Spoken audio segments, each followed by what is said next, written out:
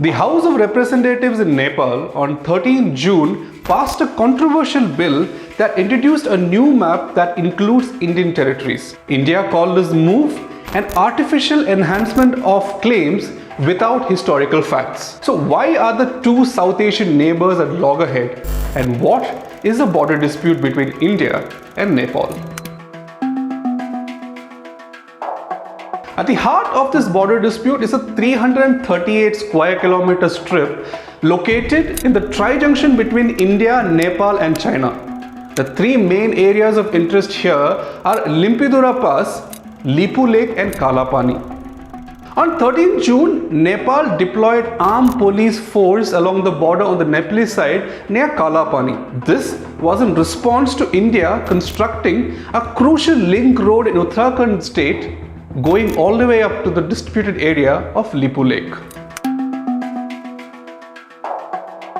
To make sense of this entire dispute, we must first understand that Nepal's borders are defined by rivers. And to understand why they are defined by rivers, we have to go back to history. To 1816 to be precise, where the Sugauli Treaty was signed, under which Nepal's borders were demarcated. The treaty was a result of a war between the Gorkha Kingdom of Nepal and the British East India Company, which lasted for 2 years. At the end of the treaty, when the borders were marked, it was decided that on the western side, River Kali will mark Nepal's border, while on the eastern side, River Mechi will be the border. So when a river becomes a country's border, the origin of the river becomes crucial.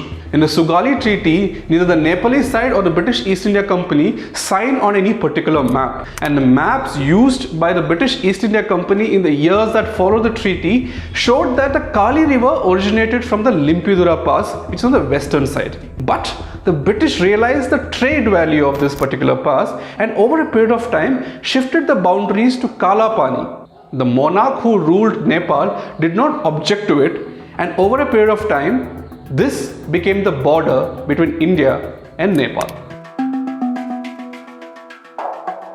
For more than 100 years, there was no dispute between India and Nepal over this tri-junction. In fact, during the 1962 war with China, India had deployed troops here to check the Chinese aggression. Even now, Indian troop deployment continues in many parts here. Similarly, pilgrims from India traveling to Mansarovar shrine take the road via Lipu Lake very often. But things changed in the 1990s when Nepal shifted from a monarchy to a democratically elected government. The newly elected government raised objections regarding this tri-junction with India. Since then, the border dispute has been a serious issue between India and Nepal. In an attempt to solve this entire matter, in 2000, then Indian Prime Minister Atal Bihari Vajpayee had agreed to conduct field surveys near the border. But this process did not go further as India refused to remove troops from the tri-junction till the entire process was done. Similarly, in 2015, India and China agreed to use Lipu Lake to further trade between these two countries. Then Nepalese Prime Minister Sushil Koirala raised strong objections to the entire trade deal. After 5 years, the dispute between India and Nepal has resurfaced, and this time it is serious.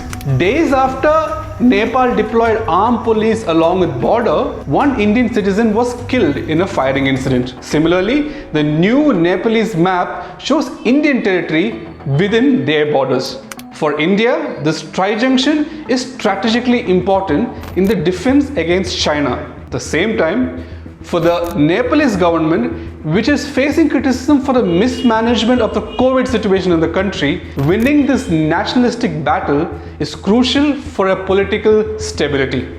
Many believe that the situation can be resolved with diplomatic talks between the two countries. However, since the situation has worsened significantly in this round of border dispute, there are many concerns as to how long will the dispute prolong.